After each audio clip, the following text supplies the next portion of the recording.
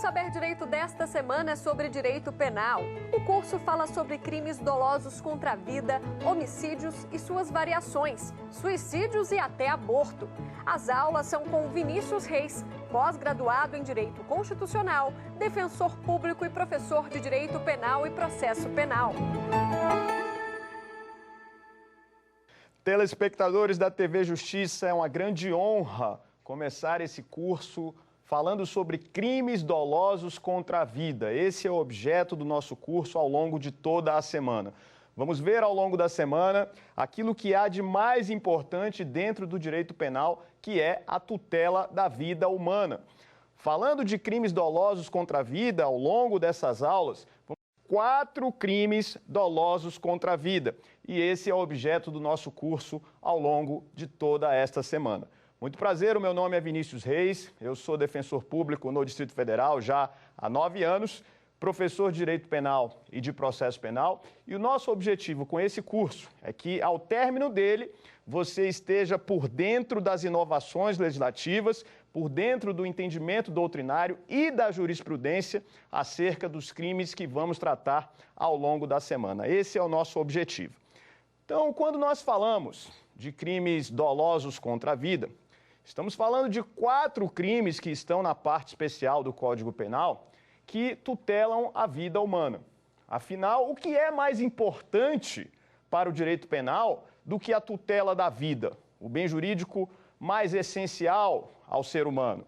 O bem jurídico mais importante, aquele sem o qual não faz sentido a tutela de qualquer outro bem jurídico.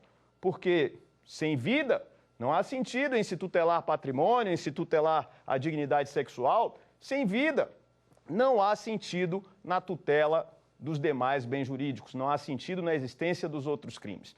O objetivo, então, é analisar 4 crimes que estão logo no início da parte especial, e esses crimes são os crimes de homicídio, artigo 121 do Código Penal, é o primeiro crime que vamos avaliar. O segundo crime, o delito de induzimento, auxílio, instigação ao suicídio ou instigação ao suicídio, artigo 122 do Código Penal. Veremos ainda o crime de infanticídio no artigo 123 do Código Penal. E entre os artigos 124 e 128, vamos trabalhar com o delito de aborto, inclusive muitas novidades em relação ao crime de aborto que nós vamos ver tanto na jurisprudência quanto entendimentos doutrinários mais recentes que precisamos avaliar. Então, esse é o início da nossa aula. Eu quero começar trabalhando inicialmente com essa ideia geral de crimes dolosos contra a vida e falar primeiramente da competência do Tribunal do Júri para o julgamento desses crimes. Veja que mencionei 4 crimes no início da nossa aula, crimes estes que, de acordo com o artigo 5º, inciso 38 da Constituição Federal, serão julgados pelo Tribunal do Júri. Ocorrendo, portanto, um homicídio doloso, ou ainda induzimento, auxílio ou instigação ao suicídio, infanticídio ou crime de aborto, competência do Tribunal do Júri, segundo o artigo 5º, inciso 38 da Constituição. Em se tratando de homicídio culposo, a competência não será do júri. O homicídio culposo também é um crime contra a vida, mas não é um crime doloso. E a Constituição previu a competência do júri somente para o julgamento de crimes dolosos contra a vida. Em se tratando de um homicídio culposo, a competência será do juízo comum, competência do juiz singular para o julgamento de homicídio culposo. As demais modalidades, o induzimento, auxílio ou instigação ao suicídio, o infanticídio, o aborto, não prevêem modalidade culposa, serão sempre crimes dolosos que serão julgados pelo Tribunal do Júri, portanto. Mas lembre-se o seguinte, o júri não está restrito ao julgamento de crimes dolosos contra a vida. O Tribunal do Júri também julga os crimes conexos, aqueles que têm alguma ligação com esses crimes dolosos contra a vida. Veja que, se num determinado contexto, um crime de homicídio, ele estiver conexo a um crime de estupro, imagine então que o agente estupra a vítima e depois mata. Ele mata exatamente para garantir a impunidade em relação àquele crime de estupro.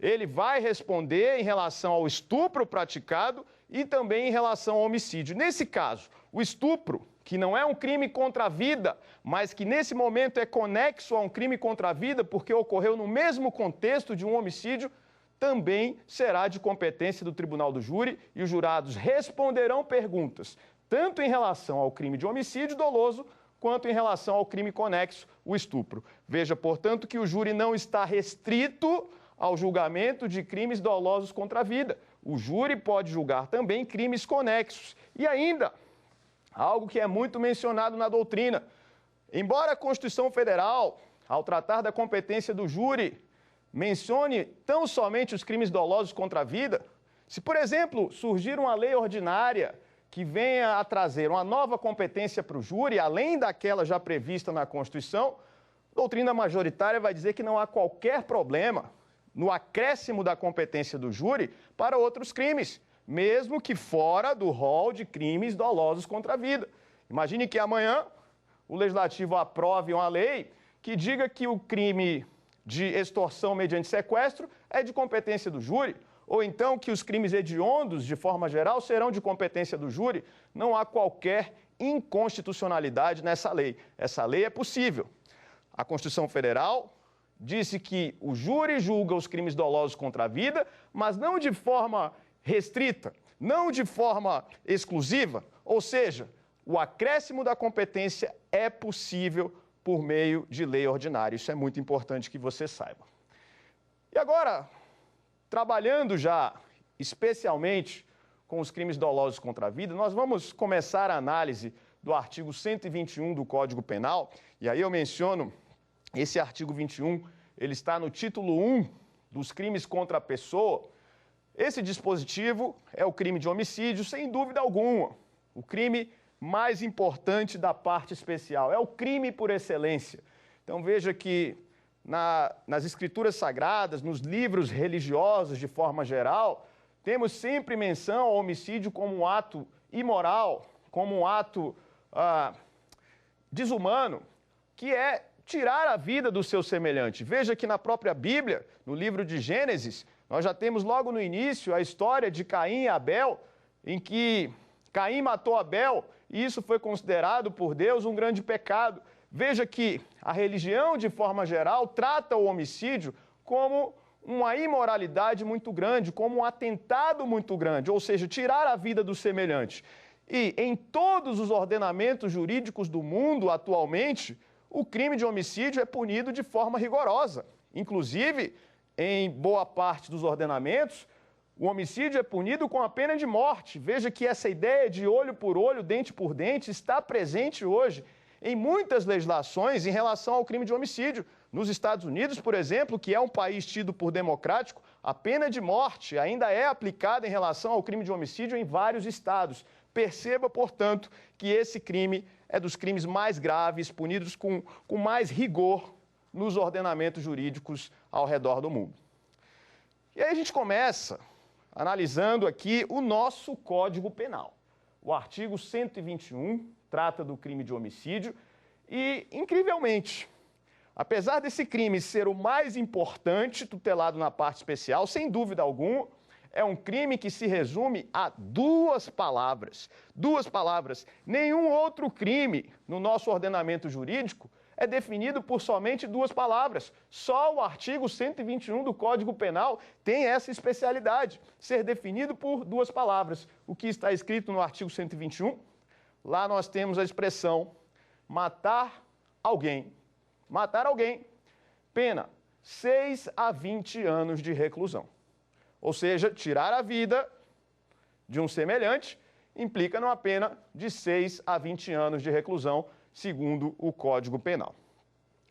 Com base nessa redação do artigo 121 do Código Penal, é importante que a gente já comece a trabalhar com o bem jurídico que está sendo protegido por esse artigo 121. Qual é o bem jurídico tutelado no crime de homicídio? Cuidado com a resposta para não dar uma resposta incompleta. O bem jurídico tutelado no crime de homicídio é a vida extrauterina. A vida extrauterina é que é o bem jurídico tutelado. Então não posso simplesmente falar que é o bem jurídico vida. Sim, o homicídio tutela a vida, mas essa é uma resposta incompleta. Eu preciso definir qual é o momento da vida em que esta vida é tutelada. Então, vou definir isso como vida extrauterina. Significa que já houve o nascimento, ou seja, não estamos mais na fase do feto, estamos já na fase de uma pessoa que nasceu. Aí sim, o artigo 121 do Código Penal começa a incidir. Vinícius, se você disse que a vida extrauterina é que é tutelada no crime de homicídio, então é preciso definir em qual momento se inicia essa vida extrauterina. Ou seja, qual é o marco no tempo em que eu vou diferenciar a vida intrauterina, que é aquela do feto, da vida extrauterina, que é a vida de uma pessoa que já nasceu.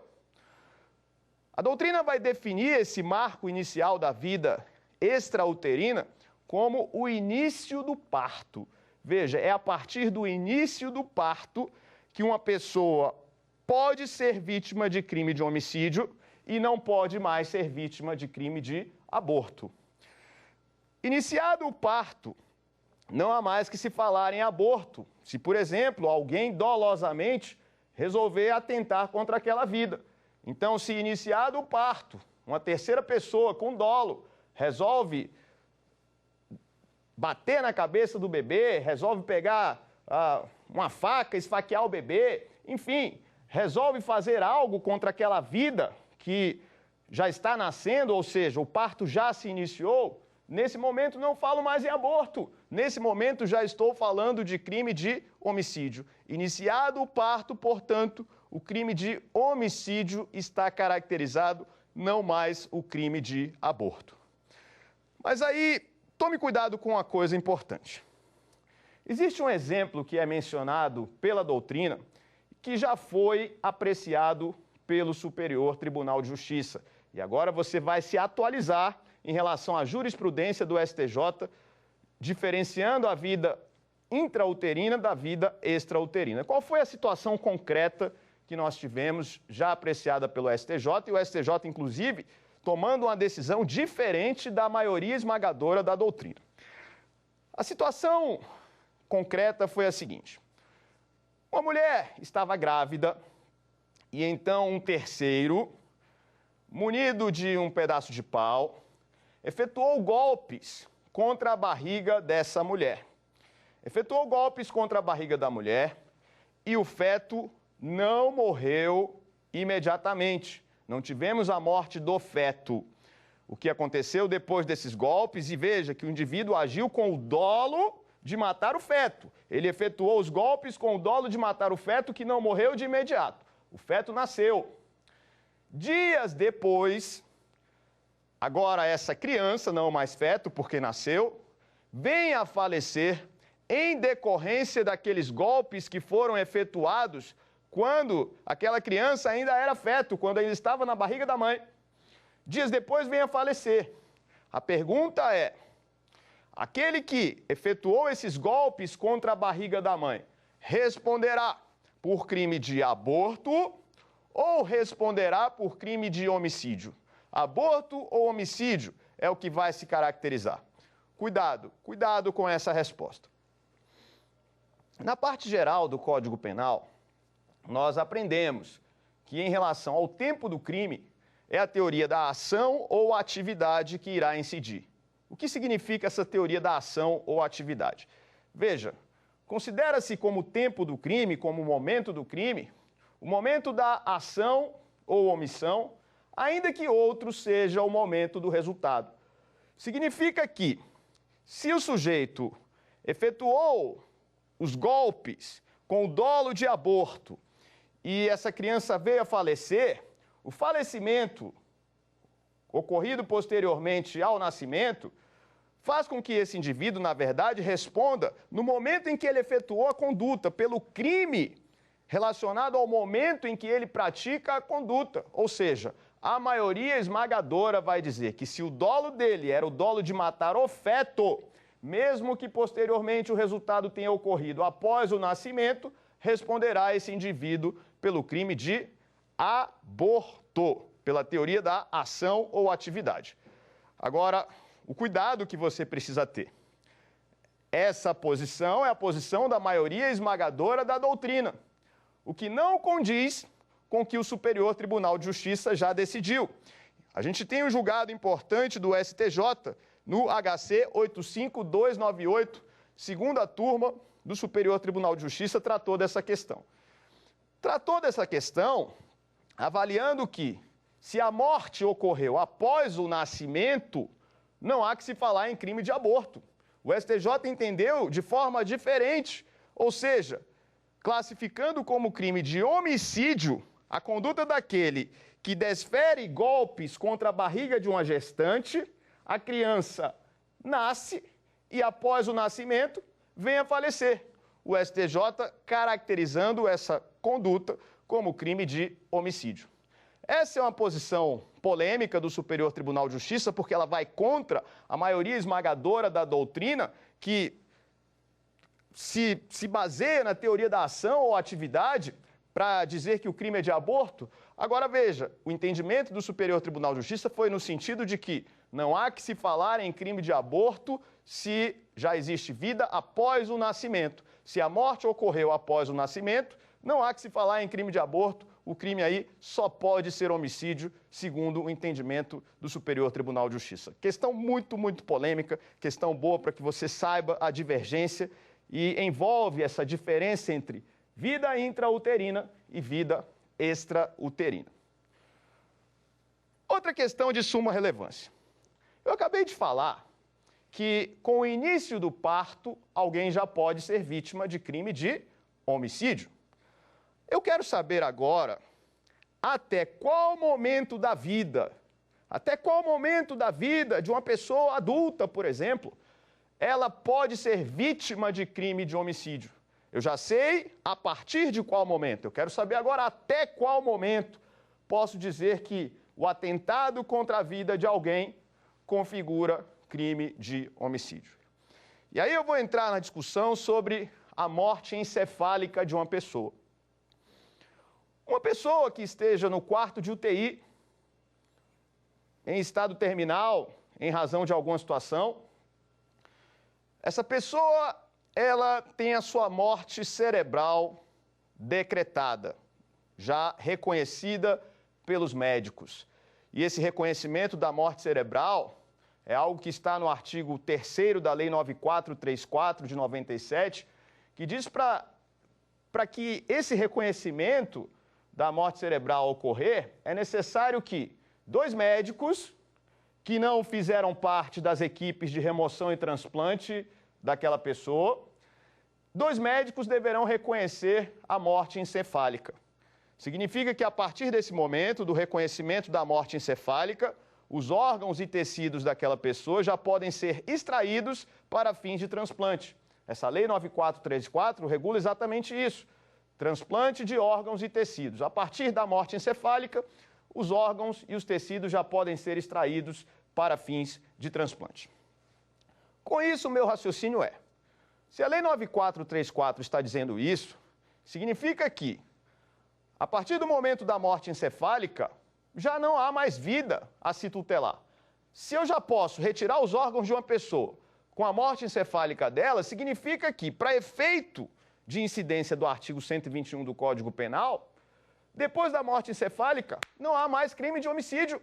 Não há mais que se falar na incidência do artigo 121 do Código Penal. Isso faz a gente raciocinar da seguinte forma: se essa pessoa que está numa cama de UTI, ela é vítima de disparos de arma de fogo, de alguém que entrou nessa sala para disparar contra ela, mas ela já tem a sua morte cerebral declarada pelos médicos anteriormente, esse que efetuou os disparos com dolo de matar e, hipoteticamente, sem saber da questão da morte encefálica da vítima, mas com dolo de matar, esse indivíduo não pratica o crime do artigo 121 do Código Penal. Esse é um entendimento tranquilo na doutrina. Não há mais vida a se tutelar aí. Vinícius, ele pode responder por algum outro crime se ele não pratica o 121? Eu digo, o 121 ele não pratica porque, quanto ao 121, o crime é impossível. Ou seja, existe uma situação aí, incidindo o artigo 17 do Código Penal, no sentido da absoluta impropriedade do objeto. O objeto material, no caso aí, é o corpo da pessoa. Se o corpo já não existe mais no que tange à vida, ou seja, se já temos ali a declaração de morte encefálica, não há mais vida a se tutelar, o crime é impossível em relação ao homicídio. Algum crime remanescente pode surgir aí? Depende. Se esse sujeito usa uma arma ilegal para dar esses tiros, ele pode responder por um porte ilegal de arma. Enfim, disparo de arma de fogo já é mais complicado, porque é um crime contra a incolumidade pública em que há necessidade aí de algum risco para outras pessoas, mas um porte ilegal de arma, em se tratando de uma arma ilegal, é possível que se diga que ele responda, mas o que eu quero dizer, e nosso tema abordado, é o crime de homicídio. O que eu quero dizer é, o 121 do Código Penal não vai incidir. Crime impossível em relação ao artigo 121, não há que se falar em crime de homicídio nesse caso. Compreenderam aí a questão do marco inicial da vida e também do marco final da vida? Marco inicial como início do parto e marco final da vida como a morte encefálica. Depois da morte encefálica, não há que se falar mais em artigo 121 do Código Penal. Muito bem, nós temos muito a trabalhar ainda sobre o homicídio e agora a gente vai começar passo a passo a analisar esse artigo 121, inclusive com seus parágrafos, seus incisos e tudo mais. Tratando do artigo 121, é importante que você diferencie o crime de homicídio do crime de genocídio. Homicídio tem que ser diferenciado do genocídio, porque normalmente quando se fala em genocídio, a pessoa imagina vários homicídios. O que é o genocídio? Genocídio é quando alguém mata várias pessoas. Pode ser, mas não necessariamente. Não necessariamente. É importante diferenciar o que é homicídio de genocídio. Veja, numa situação concreta, pode ser que alguém entre numa sala de cinema, como já aconteceu no Brasil, entre numa sala de cinema armado com a metralhadora e mate várias pessoas ali.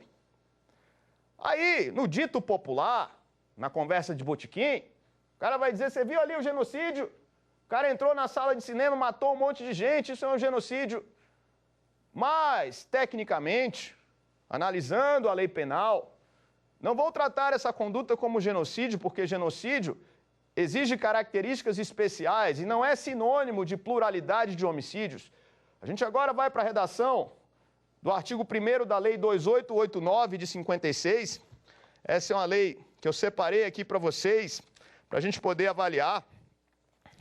Quando falamos do crime de genocídio, a Lei 2889 de 56, ela diz assim: quem com a intenção de destruir no todo ou em parte grupo nacional, étnico, racial ou religioso, como tal, letra A, matar membros do grupo, B, causar lesão grave à integridade física ou mental de membros do grupo, submeter intencionalmente o grupo a condições de existência capazes de ocasionar-lhes a destruição física total ou parcial, adotar medidas destinadas a impedir os nascimentos no seio do grupo, efetuar a transferência forçada de crianças do grupo para outro grupo.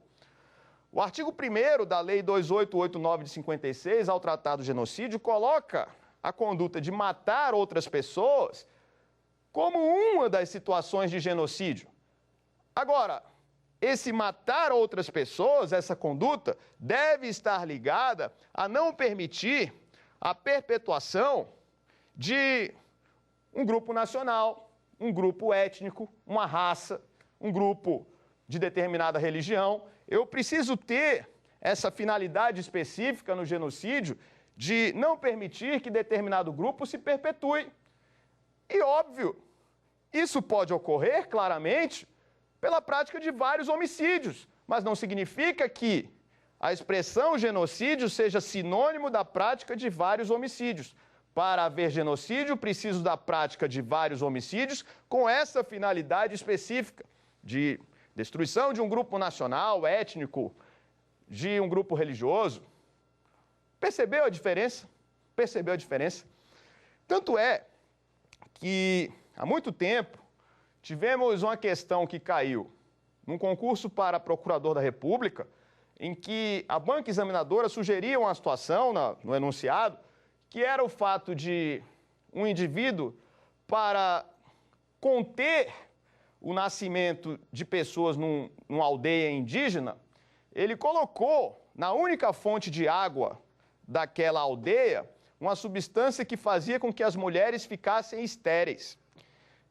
Veja que a banca queria saber que crime era praticado por esse indivíduo que coloca na única fonte de água de uma aldeia indígena substância que faz com que as mulheres fiquem estéreis.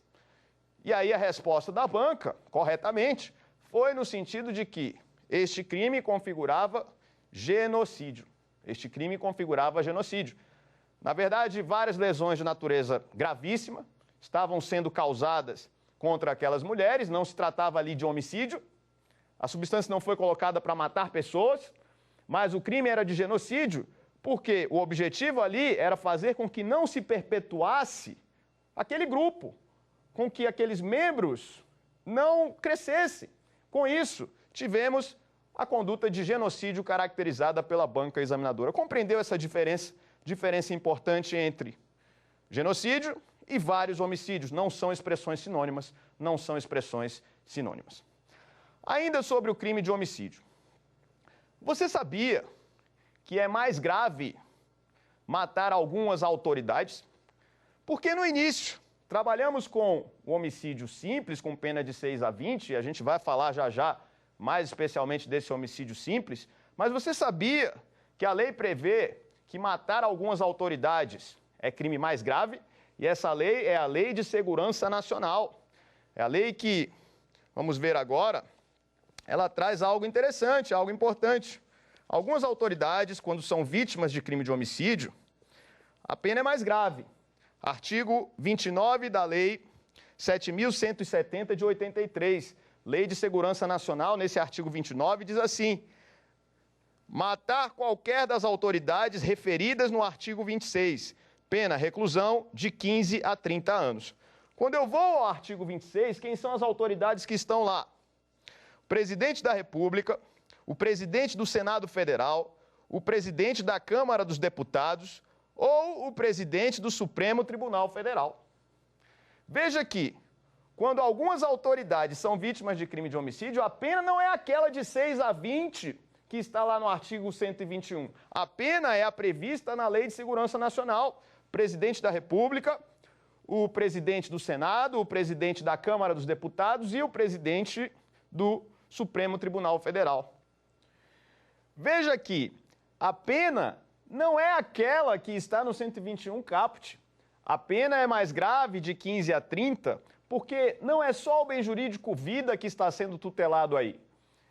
Também o interesse nacional, no sentido de se preservar a vida de quem ocupa a ordem sucessória, quem ocupa funções que estão na ordem sucessória da presidência da República, a vida dessas pessoas é de interesse nacional. Por isso, a Lei de Segurança Nacional previu uma pena maior se houver crime de homicídio praticado contra o presidente da República, o presidente do Senado Federal, da Câmara dos Deputados e também do Supremo Tribunal Federal. Ainda em relação ao homicídio.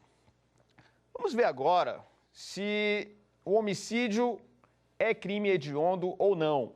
Essa é outra questão importantíssima, se o homicídio é crime hediondo ou não. E o que devemos saber sobre isso? O homicídio simples, como regra, não é crime hediondo. O homicídio simples, como regra, não é crime hediondo.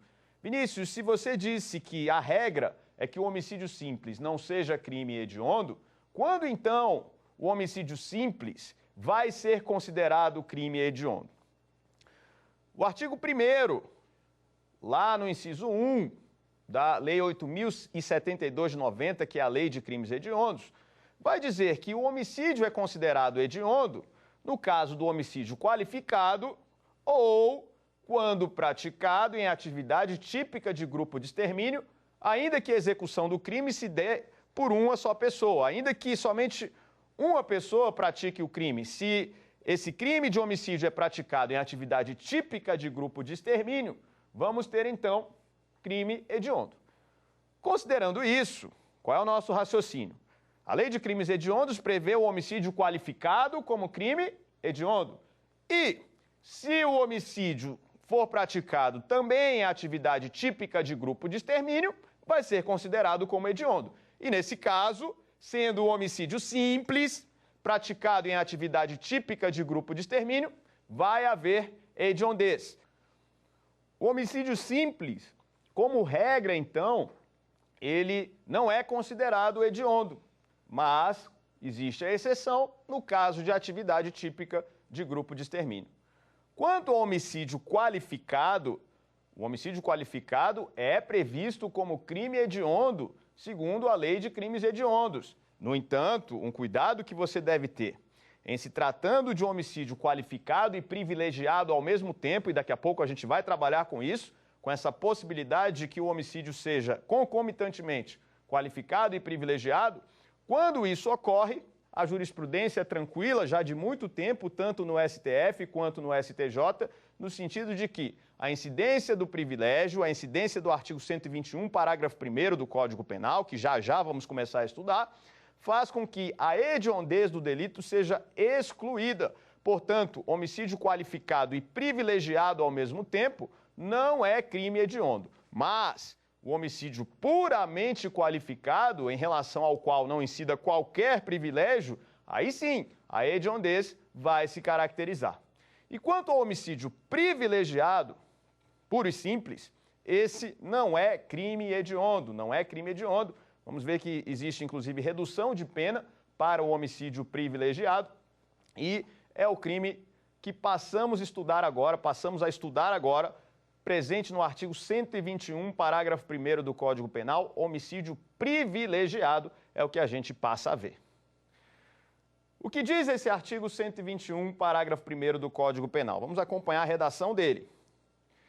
Se o agente comete o crime impelido por motivo de relevante valor social ou moral, ou sob o domínio de violenta emoção, logo em seguida, a injusta provocação da vítima.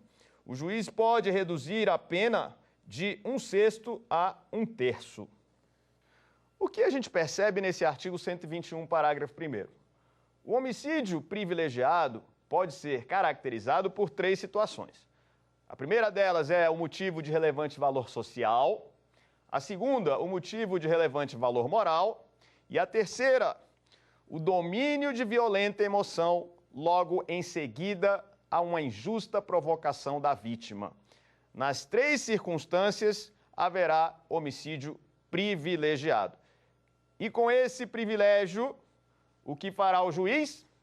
Com os jurados reconhecendo alguma dessas 3 circunstâncias, o juiz promoverá a redução da pena de 1/6 a 1/3. E veja, apesar da lei dizer que o juiz poderá reduzir a pena, não é dessa forma que a gente vai interpretar. O juiz deverá reduzir a pena. Isso é um poder-dever do juiz. Porque se a defesa sustentou no plenário do júri um homicídio privilegiado, e isso foi reconhecido pelos jurados, o juiz fica vinculado a essa decisão. E esse reconhecimento implica necessariamente, aqui na dosimetria da pena, o juiz possa, então, reduzir essa pena. Mas eu digo poder no sentido de um poder-dever. O juiz está vinculado, ele deve reduzir a pena quando reconhecido pelo jurado o motivo de relevante valor social, o motivo de relevante valor moral ou o domínio de violenta emoção logo em seguida a uma injusta provocação da vítima. Isso deve ser reconhecido pelo juiz quando os jurados votarem acolhendo esse pedido da defesa. Isso é muito importante. E aí a redução, ela é de 1/6 a 1/3, redução esta que vai ocorrer na terceira fase da dosimetria da pena. Então o juiz vai avaliar a intensidade desse privilégio que foi reconhecido e fará então a redução. E é importante frisar, inclusive, que apesar do nome, da expressão homicídio privilegiado ser uma expressão consagrada na doutrina, não se trata propriamente esta redução de pena de um privilégio. Estamos falando aqui de uma minorante, de uma causa de diminuição de pena que será aplicada na terceira fase da dosimetria, quando, na verdade, os privilégios propriamente ditos, eles são aplicados na primeira fase da dosimetria da pena, quando se prevê uma pena combinada que seja menor do que a pena do crime na modalidade simples. Então, quando falamos de privilégio, tecnicamente estamos falando de uma nova escala penal que prevê uma pena menor. Por exemplo, seria homicídio propriamente privilegiado, tecnicamente falando, se nessas circunstâncias do parágrafo 1º houvesse previsão de uma pena de 3 a 5 anos de reclusão, por exemplo, que seria uma pena menor do que a pena do caput. Aí eu poderia falar tecnicamente um homicídio privilegiado. Como eu estou prevendo uma redução de pena na terceira fase da dosimetria, não há que se falar tecnicamente em privilégio, e sim numa diminuição de pena, num homicídio, na verdade, que é minorado em razão das circunstâncias. No entanto, o que deve ter em mente o telespectador, o que deve ter em mente você, amigo da TV Justiça, o que deve ter em mente é que, em se tratando dessas circunstâncias do 121, parágrafo 1º, a doutrina consagrou a expressão homicídio privilegiado. É uma expressão consagrada. Expressão consagrada. E quais são as circunstâncias desse homicídio privilegiado aqui do parágrafo 1º? Vamos falar dessas 3 circunstâncias do homicídio privilegiado. Começando pelo motivo de relevante valor social. Motivo este que o agente tem para matar a vítima, ligado a um sentimento de uma coletividade. Ou seja, o sentimento desse agente, dessa pessoa que pratica o crime, é um sentimento que é também de outras pessoas. Outras pessoas também compartilham daquele tipo de sentimento. Então, vou dar um exemplo aqui. Imagine um chefe de uma milícia que chegou numa determinada comunidade e agora começou a aterrorizar aquela comunidade, cobrando pedágio dos moradores, estuprando as meninas, praticando furtos, tráfico naquele local. E aí, um líder comunitário que vive ali desde pequeno, sujeito trabalhador, ele se revoltou, porque naquela comunidade onde ele vivia, tudo era muito tranquilo, e agora com a chegada dessa milícia e desse chefe da milícia, o lugar passou a ser um inferno. E esse sentimento é um sentimento também de outras pessoas que moram ali. Esse líder comunitário, então, revoltado com a situação, resolve matar o chefe da milícia e pratica um crime de homicídio contra esse chefe da milícia, fazendo justiça com as próprias mãos, coisa que outras pessoas da comunidade também queriam fazer. As pessoas não tinham coragem, mas tinham esse sentimento de querer matar. E aí, o líder comunitário mata o chefe da milícia. A minha pergunta é: existe crime de homicídio? Existe.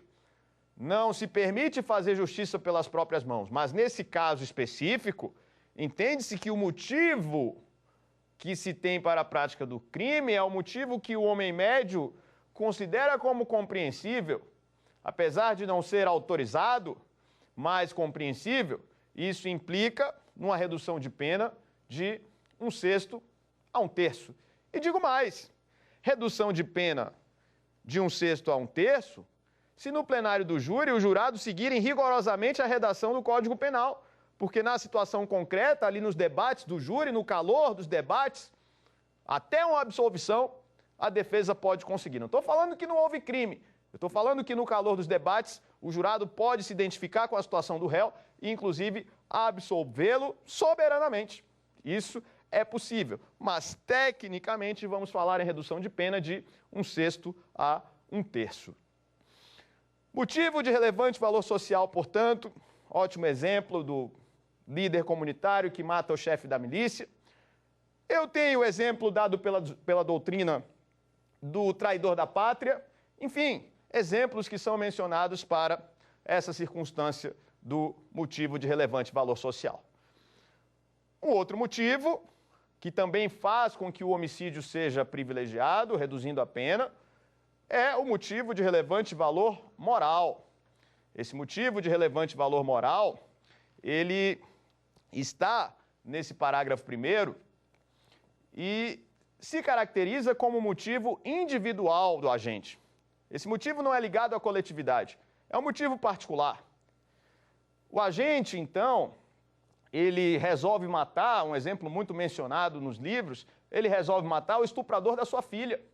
Teve a filha estuprada e agora ele resolveu matar o estuprador. Perceba, essa conduta do agente não é uma conduta autorizada pela lei. Essa conduta do agente é uma conduta que ele não pode praticar, mas que se ele praticar, o homem médio, o cidadão comum, vai se identificar. O motivo, então, é um motivo compreensível.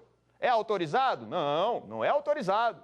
Ele responde pelo crime, mas ele vai ter uma redução de pena considerável de 1/6 a 1/3. E digo mais, no plenário do júri, no calor dos debates, o que pode acontecer? Esse sujeito ser absolvido. Tecnicamente é crime? Crime com redução de pena.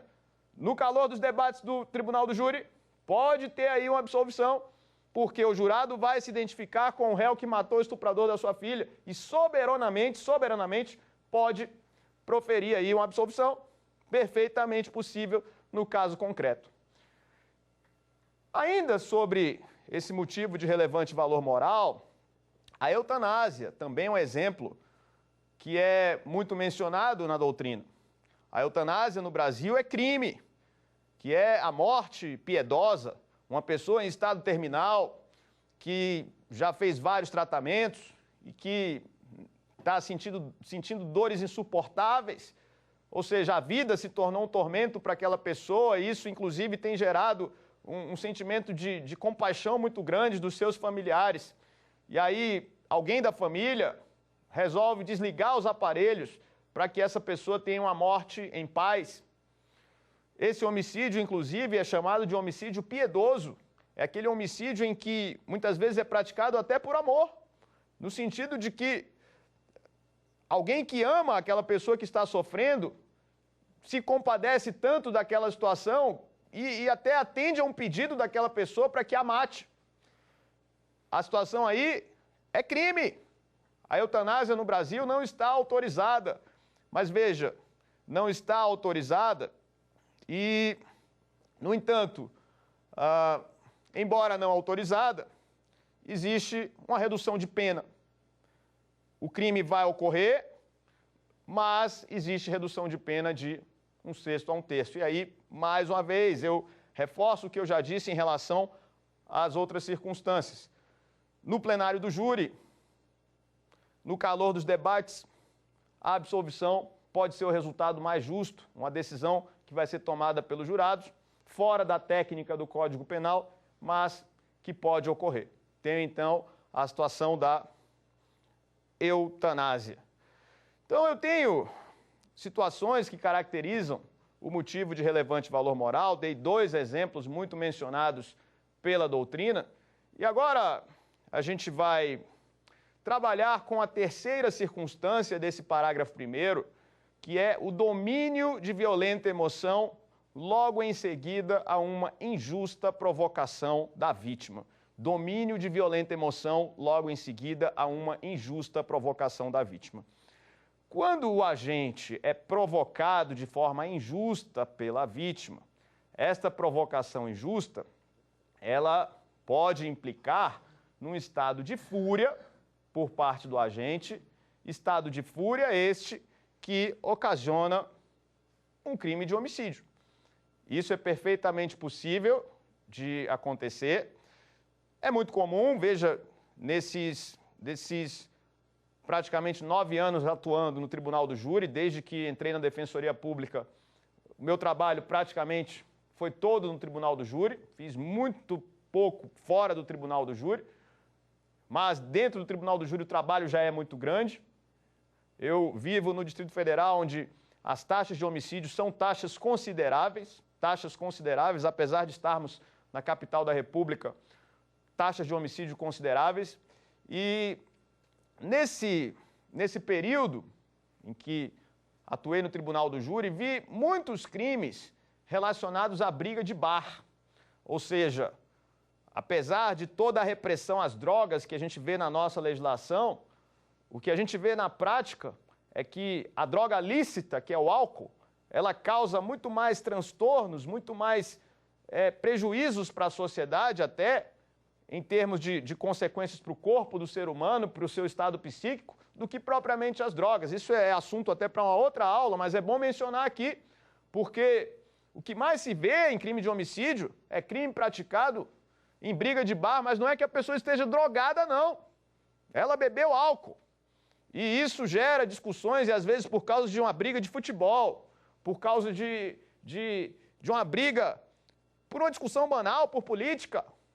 Uma pessoa mata a outra dentro do bar. É a realidade do nosso país. Crimes que ocorrem ordinariamente, todos os dias, e muitas vezes não divulgados pela imprensa. E aí onde é que eu quero chegar? Numa briga de bar, imagine que o agente foi injustamente provocado pela vítima. Injustamente provocado. Então, num caso concreto, por exemplo, em um processo criminal que nós tivemos, era um feriado de Dia de Finados, isso ocorreu na Ceilândia, aqui no Distrito Federal, um feriado de Dia de Finados que o sujeito chegou no bar, tranquilo, para tomar uma cerveja, e aí sentou na mesa do bar para tomar uma cerveja, e veio um outro sujeito, que veio a ser a vítima do crime depois, e esse sujeito que chegou embriagado, começou a provocar o réu, que depois iria se tornar réu, começou a provocar, pegou o copo de cerveja que estava em cima da mesa, pegou o copo de cerveja e jogou na cara do sujeito. Jogou na cara do réu. Depois, empurrou o rosto do réu e disse para o réu, você está lá morando na sua casa, mas você só mora lá até quando eu quiser. E o cara nem era dono da casa, provocando. E aí começou a xingar a esposa do réu. Isso tudo com o réu quieto tomando uma cerveja. E aí foi para cima do réu para agredir. Mas veja, não foi uma agressão de matar, foi para dar um empurrão. O réu, então, depois de ter sido provocado injustamente, ele entra num estado de fúria, e aí, coincidentemente, nessa hora, ele tinha pego uma laranja para descascar, ele estava descascando uma laranja. Ele pegou essa faquinha, que ele estava descascando a laranja, e foi para cima do sujeito e matou. Nessa situação específica, tem uma situação clássica lá da parte final do 121, parágrafo 1º. Qual é essa situação clássica? Violenta emoção, logo em seguida, uma injusta provocação da vítima. Ou seja, o acusado entrou num domínio de violenta emoção, num estado de fúria, tendo sido injustamente provocado pela vítima, e então, com essa injusta provocação, entrou no estado de fúria, praticou o crime de homicídio. Redução de pena de 1/6 a 1/3. Veja que essa injusta provocação faz com que o homem médio, o cidadão comum, compreenda o motivo desse crime. Porém, o Estado não está autorizando a fazer justiça com as próprias mãos. Não é o caso, então, de se falar de autorização para se praticar um crime. Redução de pena, portanto, de 1/6 a 1/3, quando falo de homicídio privilegiado. Compreendeu aí essa ideia? Havendo provocação da vítima, injusta provocação, o agente entrando em estado de domínio de violenta emoção, redução de pena de 1/6 a 1/3. Algo muito importante que eu vou falar agora, uma pegadinha de prova de concurso, pegadinha do dia a dia, no trabalho dos profissionais do direito, que é o seguinte. No 121, parágrafo 1º, para essa redução de pena de 1/6 a 1/3, eu tenho o agente num estado de domínio de violenta emoção, ou seja, um estado de fúria, e entrando nesse estado de fúria, ele então pratica o crime. O juiz, na terceira fase da dosimetria, reduzirá a pena de 1/6 a 1/3. Não confunda o domínio de violenta emoção com a influência de violenta emoção que você encontra no artigo 65 do Código Penal como uma circunstância atenuante genérica. Uma coisa é redução de pena pelo domínio de violenta emoção. Outra coisa é a redução de pena que diz respeito a uma atenuante genérica avaliada na segunda fase da dosimetria da pena em razão do artigo 65 do Código Penal. Na influência de violenta emoção, o estado de fúria do agente não é caracterizado. Ele tem o estado de nervosismo, sim, menos intenso do que a fúria, e que avaliado no caso concreto como um puro nervosismo sem fúria, então não haverá a incidência do 121, parágrafo 1º, e sim do artigo 65, circunstância atenuante genérica. Não caracterizada a fúria, mas apenas um nervosismo menos intenso, o juiz, então, aplica o artigo 65 do Código Penal, circunstância que sempre atenua a pena quando o agente pratica o crime num estado de influência de violenta emoção, logo em seguida a uma injusta provocação da vítima. Você vai encontrar isso no 65, inciso 3 do Código Penal, como uma das circunstâncias atenuantes da pena da segunda fase da dosimetria. Eu quero entrar agora em aspectos processuais relacionados ao homicídio privilegiado. Porque quando nós falamos de homicídio privilegiado, estamos falando de 3 teses que, naturalmente, no plenário do Tribunal do Júri, serão sustentadas pela defesa. Vinícius, mas não seria possível que no plenário do júri o Ministério Público sustentasse um homicídio privilegiado em favor do réu? Perfeitamente possível. Supondo, por exemplo, que o promotor de justiça entenda que não é o caso propriamente de uma absolvição. O promotor acha que não é o caso para se absolver, mas que no caso concreto é até compreensível aquilo que o réu fez, mas não autorizado, não permitido pela lei. O promotor de justiça, então, sustenta o privilégio. Perfeitamente possível. E pode ser que a defesa acompanhe, sustentando também esse privilégio, ou que a defesa peça absolvição, no caso concreto. O que eu quero dizer é que essa tese do privilégio não é uma tese exclusiva da defesa. O Ministério Público, o órgão acusador, pode também, perfeitamente, no plenário do júri, sustentar um privilégio. E aí, a defesa, se resolver sustentar o privilégio, a pergunta que eu faço agora é se a defesa pode, sustentando esse privilégio, resolver sustentar mais de um privilégio. Olha que importante isso. Imagine que o sujeito tenha matado o outro porque, além do sujeito, além da vítima ter sido o estuprador da sua filha, o que caracteriza o relevante valor moral, além disso, o estuprador da sua filha ainda lhe fez uma injusta provocação, o que o levou a um estado de fúria para a prática do crime. Eu tenho somados os 2 motivos. Eu tenho somados o motivo de relevante valor moral e também o domínio de violenta emoção, logo em seguida a uma injusta provocação da vítima. O acusado, então, num estado de fúria, mata o estuprador da sua filha e também porque foi provocado.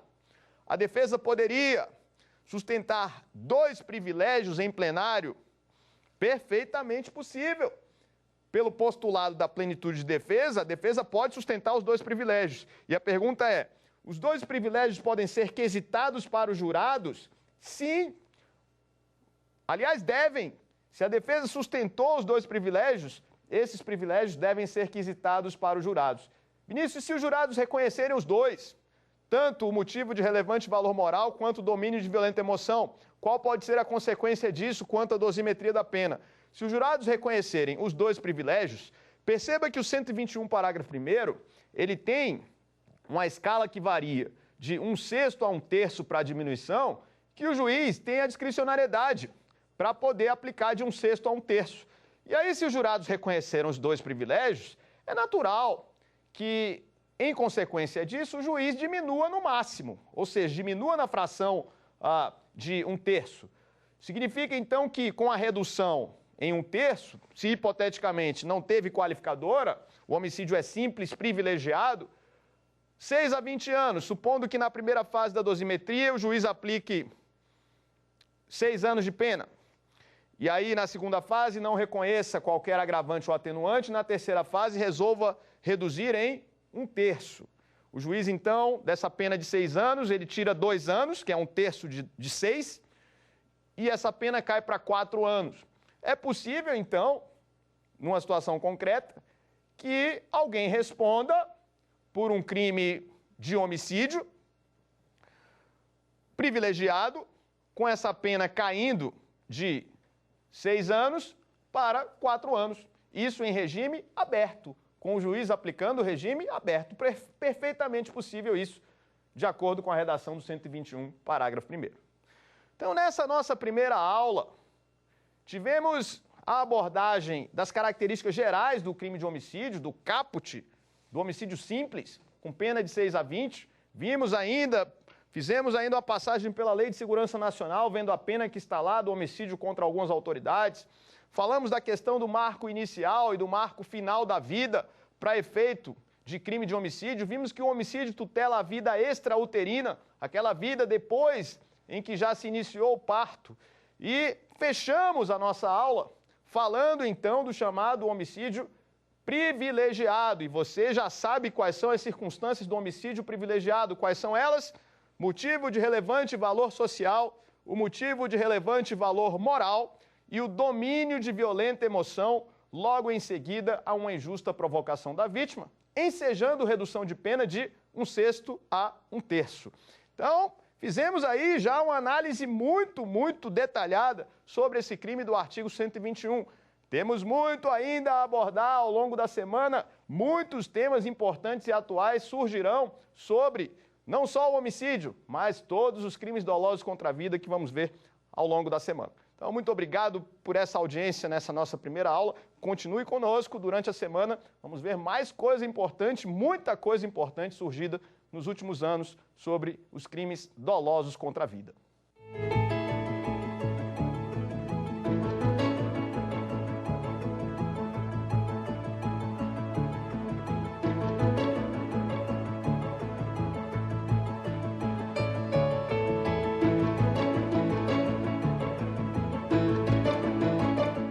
Gostou das aulas? Qual tema você quer estudar aqui?